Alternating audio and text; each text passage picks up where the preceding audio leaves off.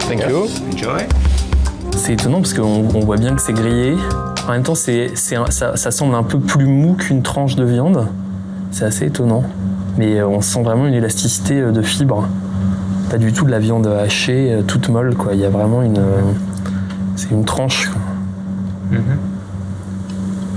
Hop.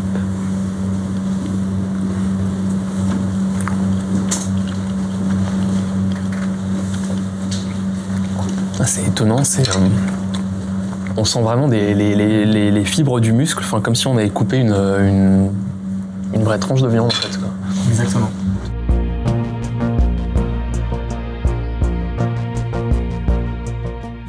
C'est très bon, mais on sent beaucoup la petite marinade d'épices et de gingembre.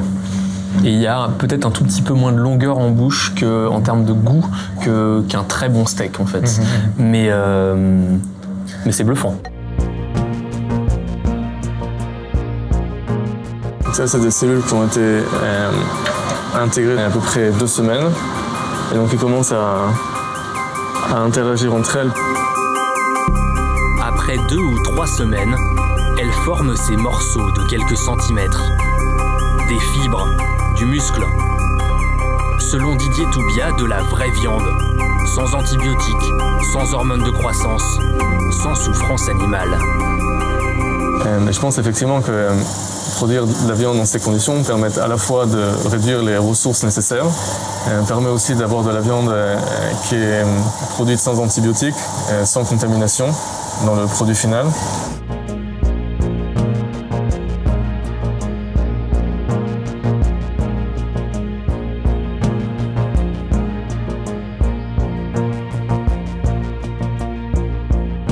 À l'intérieur, des cellules de vache conservées à moins 196 degrés.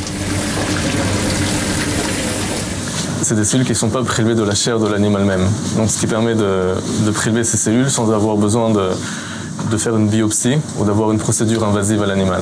Vous avez pris comment ces cellules? C'est encore un secret industriel. Donc, je préfère pas en parler en fait.